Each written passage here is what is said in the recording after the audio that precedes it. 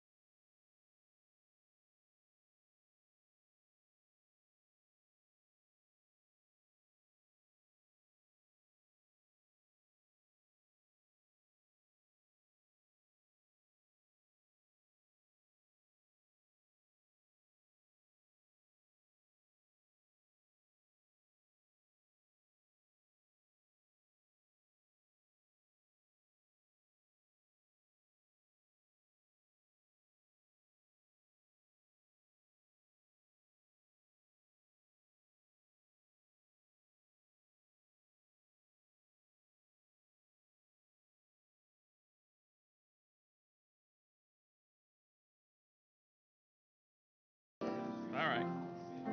What number was it again? 128.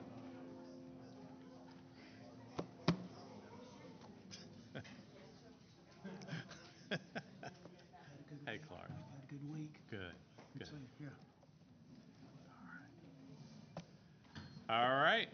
We're going to go ahead and get started with hymn number 128. Wonderful Words of Life, number 128.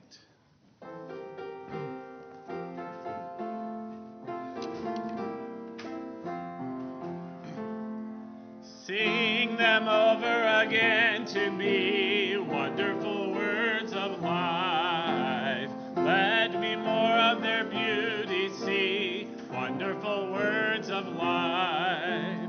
Words of life and beauty, teach me faith and duty. Beautiful words, wonderful words, wonderful words of life. Beautiful words, wonderful words, wonderful words of life. Christ the Blessed One gives to all wonderful words of life. Sinnerless to the loving call, wonderful words of life. All so freely given, wooing us to heaven. Beautiful words, wonderful words, wonderful words of life. Beautiful words, wonderful words, wonderful words of life. Sweetly echo the gospel call, wonderful words of life. Offer pardon and peace to all, wonderful words of life. Jesus, only Savior, sanctify forever. Beautiful words, wonderful words, wonderful words of life. Beautiful words, wonderful words, wonderful words of life. Thank you. Appreciate that singing tonight. Just a few announcements. Ned Stevens Memorial Service is this Saturday here at the chapel at 11 o'clock, and the chapel is preparing a meal for the Stevens family and after that memorial service. And so if you're interested in helping with preparing the meal, Ruthie is putting that together. She's in the nursery tonight, so see her if you're interested in helping out with the memorial meal for the Stevens. And then Sunday, we'll have the family fellowship dinner. So come Sunday, prepared to eat, bring food, or don't come with an appetite if you don't bring food. VBS next week. The dates are June the 8th through the 11th. That's Monday through Thursday, 6 to 8:30. Dinner's going to be served nightly for the kids. So there's a sign-up sheet on the kitchen counter, front and back, if you're able to help with that. We appreciate you signing up for that. And be in prayer for the VBS outreach for Stephen Harrell as he's preparing to speak as well. And I think that's all the announcements I'm supposed to make tonight. Don't know of any others. At this time, I'll turn it over to our brother, Mr. Tom.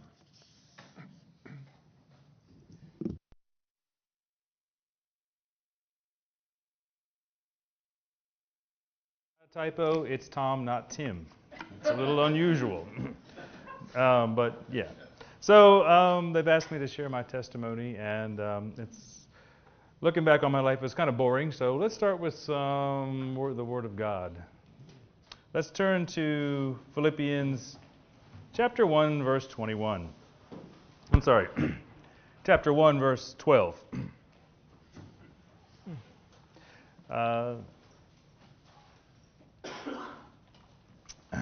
But I want you to know, brethren, that the things which happened to me have actually turned out for the furtherance of the gospel, so that it has become evident to the whole palace guard and to all the rest that my chains are in Christ. And most of the brethren in the Lord, having become confident with my chains, are much more bold to speak the word without fear. Some indeed preach Christ even from envy and strife, and some also from goodwill.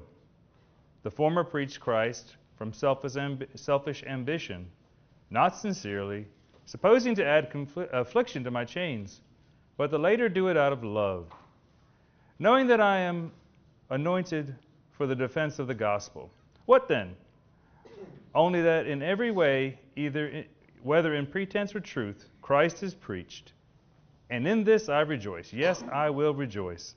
For I know that this will turn out for my deliverance through your prayer and the supply of the Spirit of Jesus Christ, according to my earnest expectation and hope that is nothing I shall be ashamed, but with all boldness, as always, so now also Christ will be magnified in my body, whether by life or by death.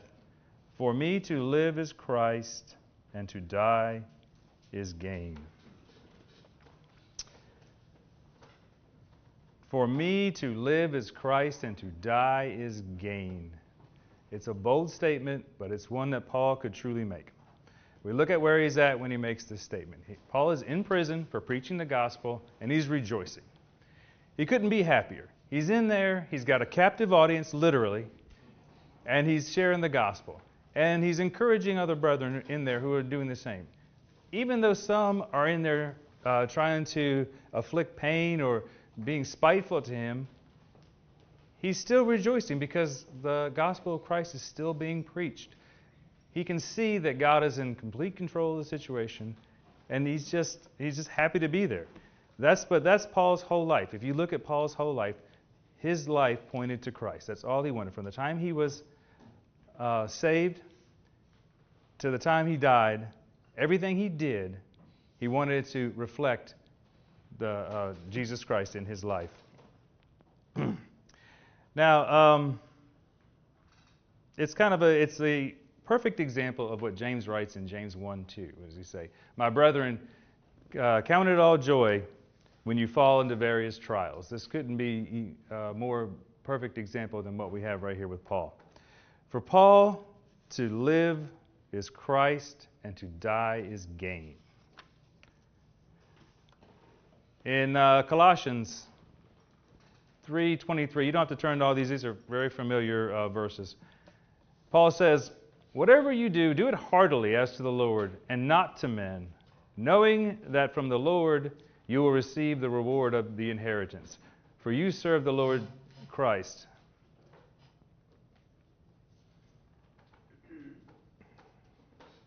It's clear to see Paul had his eyes on the prize. The writer of Hebrews, who sounds a lot like Paul, said, "Therefore we also, since we are surrounded by so great a cloud of witness, let us lay aside every weight and sin which so easily ensnares us, and let us run with endurance the race that is set before us. Looking to Jesus, the author and finisher of our faith, who for the joy that was set before him endured the cross, despising the shame, and sat down at the right hand of the throne of God." He goes on, Paul says in 1 Corinthians 9:24, "Do you not know that all who all those run in a race, all run, but one receives the prize.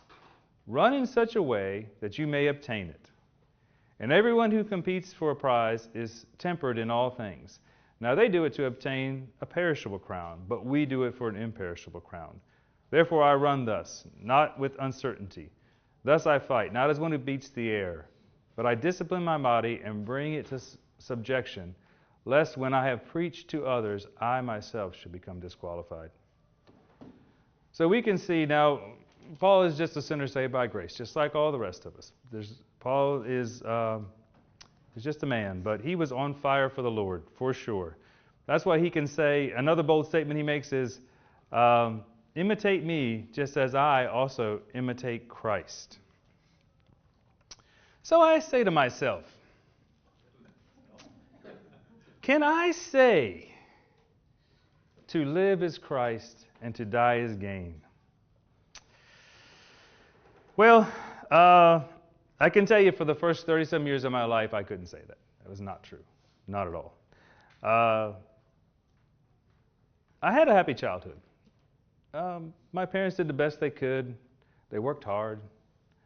We didn't go to church. I was happy with that. I had no desire. Nothing. There was times in my life when I could see there was definitely spiritual influences out there, but my heart was hard. It was like the wayside. It was paved over. I mean, the seed just bounced right off. Didn't mean anything to me. Yeah, like I said, I did have a happy childhood. We grew up in. I was born in Baltimore. Who knows Tico Wallace? Me and Tico Wallace, actually last time I talked, we might be more related than we thought. I don't know. We haven't done a DNA test, but after I saw him back in February, and we got to talking, and I was like, I think we are related. We look a lot alike, I know. But anyway, he was from Baltimore anyway. So a little side note there. So I was born in Baltimore. We lived in a really bad part of town. It was not uncommon for there to be shootouts in the parking lot. So when I was about 5 years old, my parents said, we should leave. And they did. My mom's family was from southern Maryland. We'll get into that in a little bit. But so they moved down about an hour away, down into southern part of Maryland. We moved in with my grandmother, my mom's parents, grandmother and grandfather. Now, I told this story before, but I didn't have all the details, so I called my mom, and I got all the details about her family. It's an interesting story, and it does tie in. But so my grandparents, they migrated to the United States legally in the early 50s. My mom was just a wee baby, 4 months old. And so there was a program, I'm not really sure all the details, but a farmer in Missouri sponsored them. He paid for their flight. He paid for them to come over, and then they were going to go work on his farm and pay off the debt that they owed him. It was just my mom and her 3 siblings? Yeah, 3 siblings and my mom and my grandmother and my grandfather. They didn't speak English. They come over, they get into New York, and there was a flood out in Missouri, and the farmer didn't show up. So there they are, New York, don't speak English.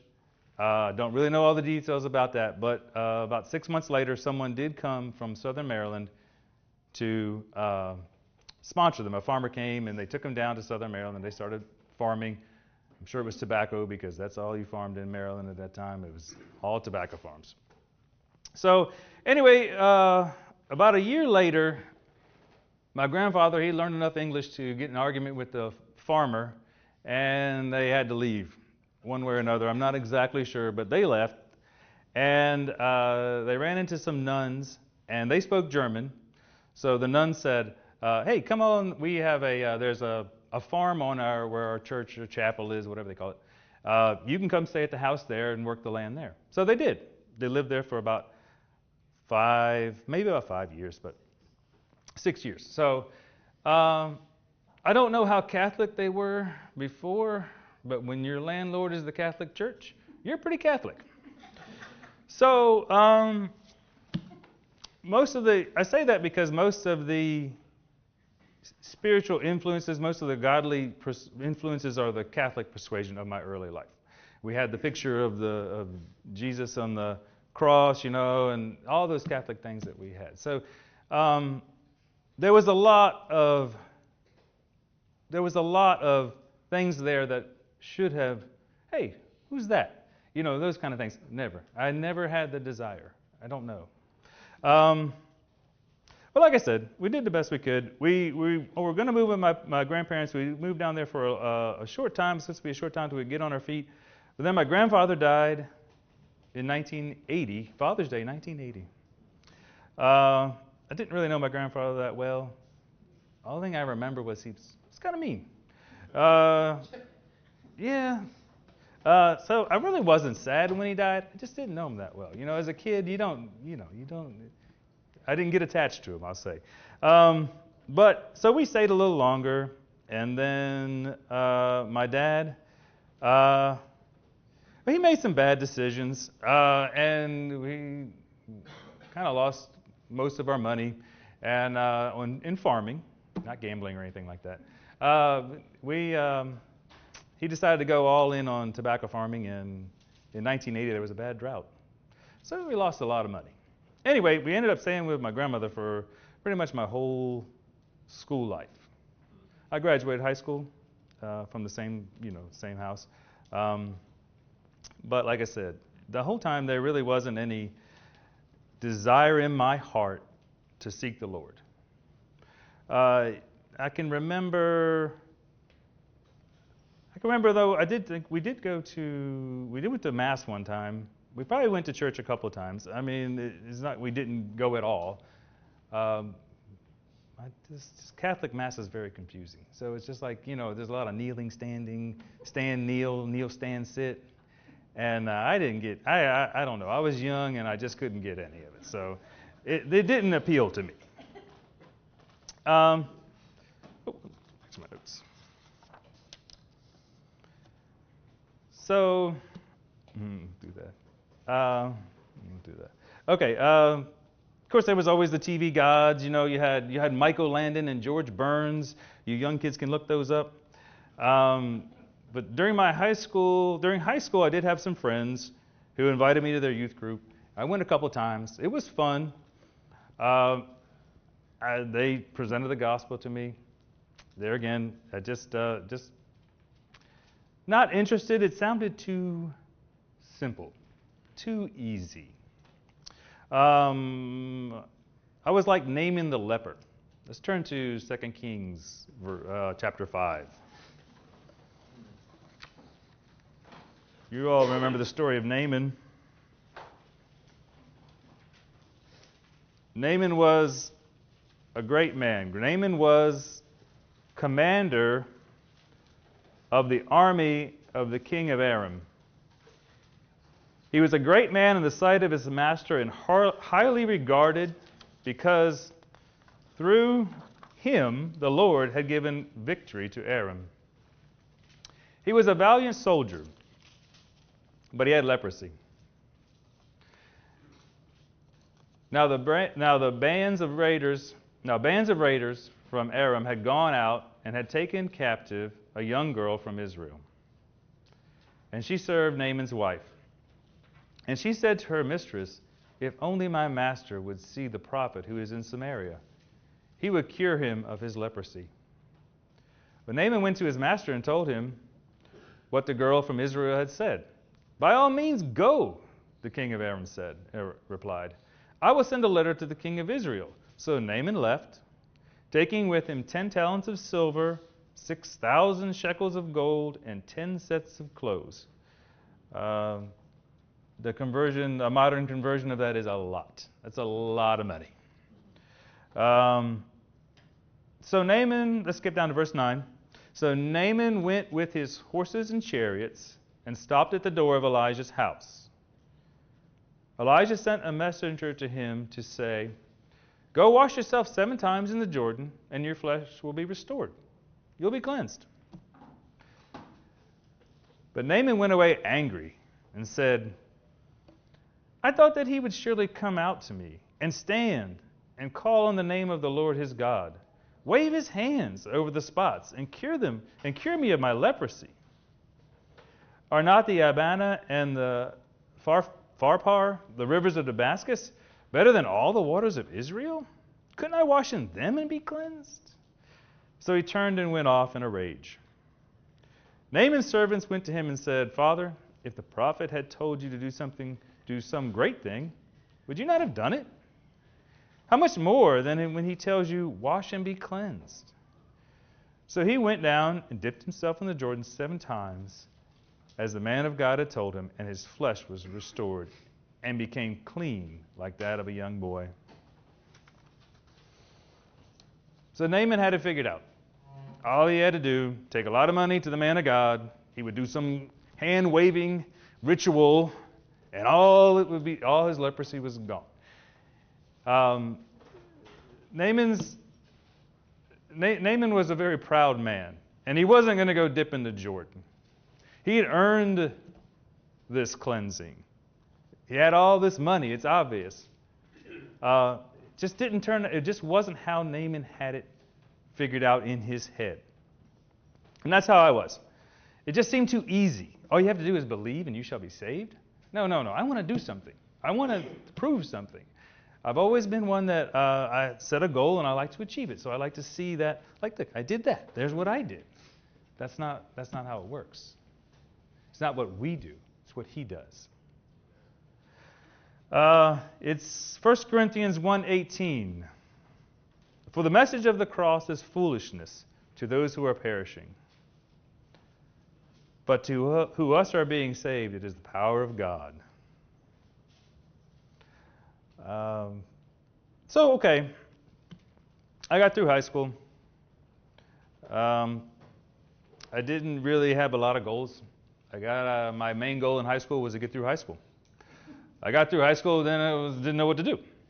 But the Lord, even though I wasn't seeking Him, He was looking out for me. I got a job, I got married, and I had a kid, only in the reverse order. Justin was born, and I realized that I needed to get my situation in a better condition. I was working mechanics jobs. I've always been a mechanic. I always work on stuff. But I was making very little money. I think it was less than $10 an hour at that time. I actually have a pay stub somewhere. I didn't bring it. But when I look back at what I was making when Justin was born, it was like, wow, that's bad. That wasn't that much money then, and it's definitely not that much money now. But it was tough, so I said, I need to go to school. I went to night school for about a year. Got a job at the post office, pretty good job. At the time, still a good job. I've been there for 30 years, so 5 more, maybe, if they last that long. I've noticed you all are not sending mail anymore. What happened? I mean, can you write a letter? Is all I'm saying. I see you a postcard. Thank you, Matthew. Matthew's looking out for me. From the beach. Oh. Yeah. Anyway, that's a whole other story. But anyway, I made it through high school. Then Chris was born. By the time Chris was born, we were living in Greensboro. We moved down because able to take a transfer with the post office, and just where we were living in Maryland it wasn't bad, but it was a long distance. You had to move far out to actually be able to afford something, and so we moved down to Greensboro, and this is where things go bad. Still, my main focus for me to live was self. Still no desire to seek the Lord, only about myself. And I would say most of the bad things that happened in my life were self-induced. They're caused by me. I don't blame anyone for what I did. At the time, I probably did. At the time, I could justify everything that I did. But looking back, I know that it was all because of me. It was all because of my selfish pride. I've always been kind of a selfish, maybe even arrogant person. And when I look back on the things, I often think, wish I could do that again. But you can't. Anyway, so since I was only focused on me, you can imagine the marriage fell apart. Like I said, at the time I was making excuses why, this is a good thing. And then about a year after we separated, I got a call. It was December 22nd, 2003, from my soon-to-be ex-mother-in-law. And she told me that my wife, Shauna, had passed away. She had asthma since she was a little kid.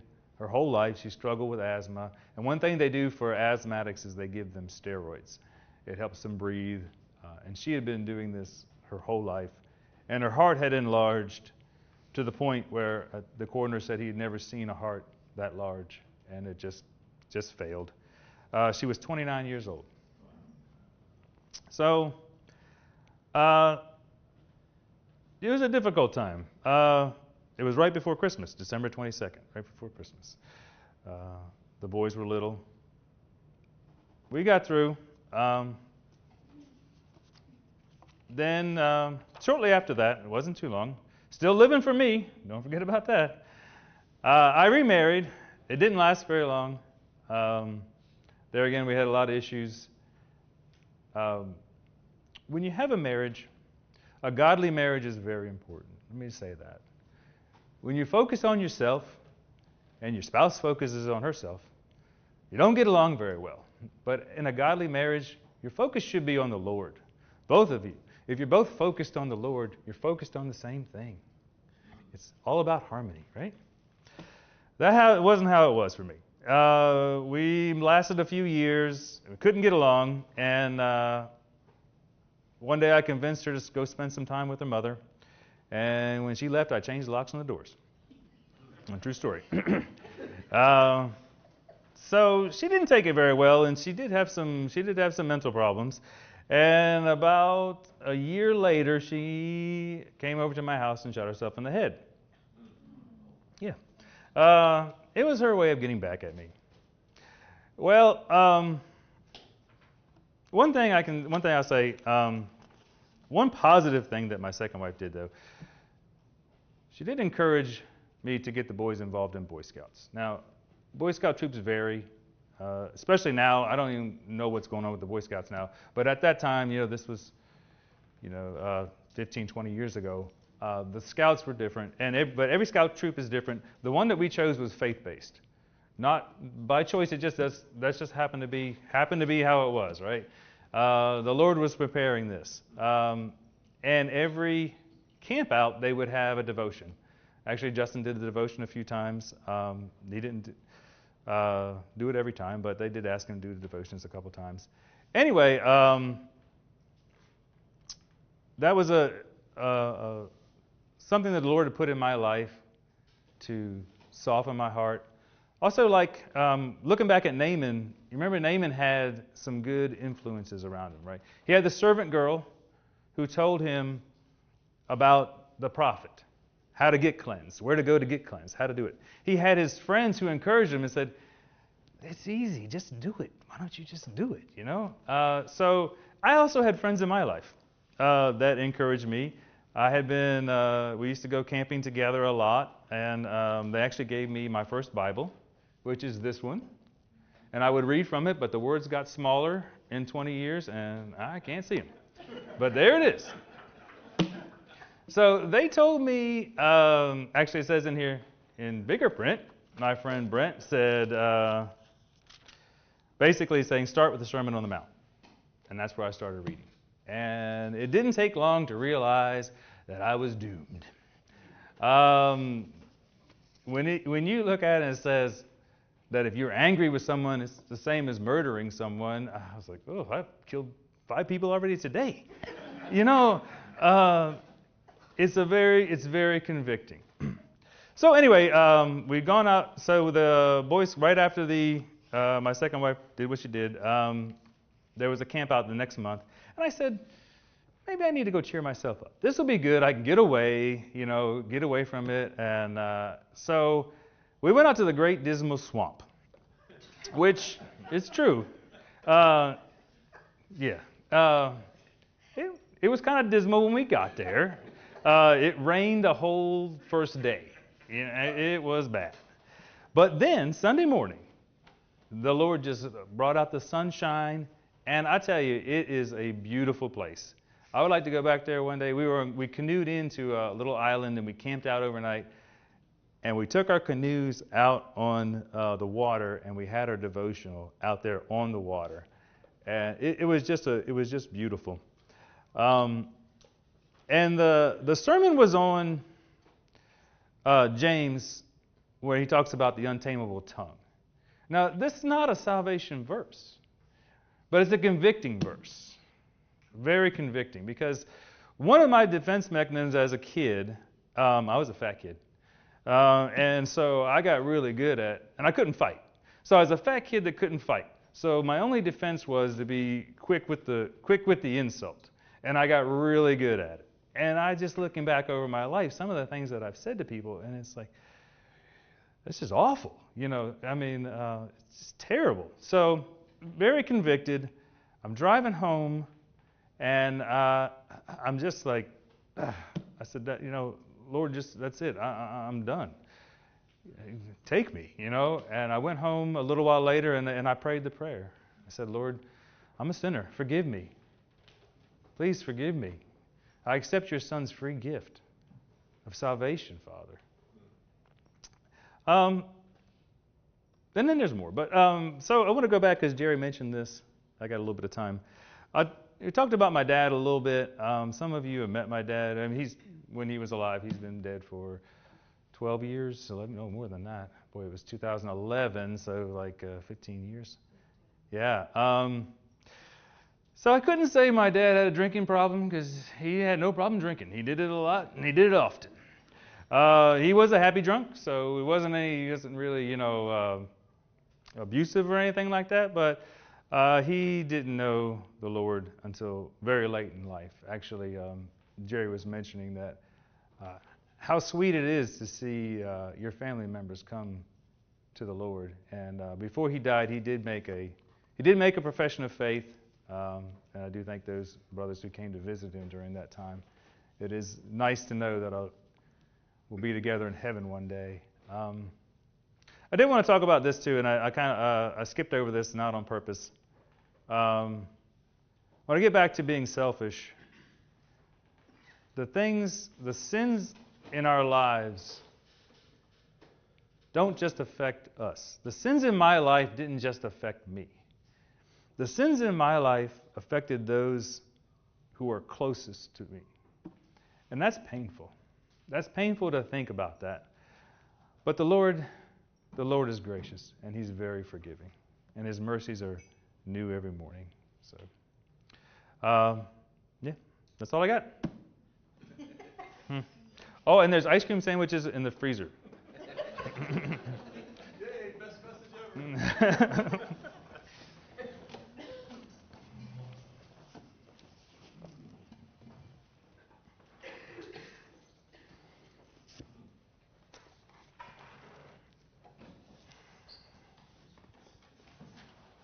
Thank you, Tom, for sharing your testimony.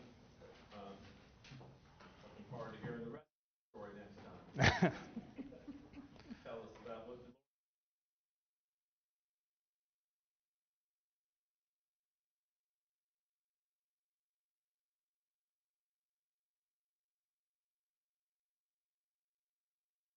the years ago. But thank you, Tom. At this time, we'll go ahead and we'll take prayer requests or answers to prayer you'd like to share. Clark. I want to remember the estate is continually in a process. Maybe that will close out, say, in a matter of weeks. Hopefully, nothing official, but things are moving in the right direction. Okay, so pray for the close it out of Clark's father's estate. Should happen in the next few weeks. So, Lord willing. Tom? Continue to pray for my friend Bob. I had a good conversation with him on, I believe it was Sunday. And he asked some pretty good questions. I'm going to go see him tomorrow. Okay. Just pray for him. So Tom has been mentioning his friend Bob has terminal cancer, coworker, and does not know the Lord as Savior, and looking for opportunities to continue to share his faith with him. Other, Tim. mentioned Sunday, Kenny Oliphant down in Greensboro. He was put back in the hospital. They're going to try to make sure he can go one whole day with eating normal food before they let him go. Again, he had the surgery for the tumor on his appendix, and he's having digestive system problems. Also, our neighbor Shirley Wallace, she is still going in and out of AFib. She's about 86 or 87, if we remember her, please. Okay, so Kenny Oliphant, recovering from surgery, having issues with his digestive tract. Pray for healing there. And their neighbor Shirley Wallace, struggling with AFib. Yeah. Felicia's mom is having a lot of issues, a lot of problems with her legs right now, walking. She's in a lot of pain from it, so that's why Felicia's not here tonight. Okay. So prayers for Laura, Felicia's mom, having problems with her legs and walking.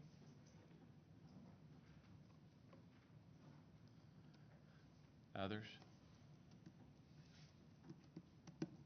Jerry? Pray for Bill Burris. He's having some real serious heart conditions right now, and they say that his failure rate is up to about 28%. And so just pray for Bill.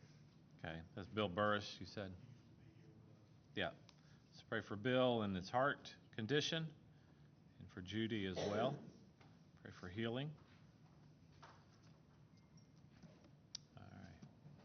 Yeah, sorry. That's all right. Short arms. I was just going to say Matthew and friends are going down to the beach till Sunday, coming back Sunday, Lord willing. Pray for a safe trip. Okay. Pray for Matthew, Josh, and Cecil, I think, headed to the beach. Yeah. Any others?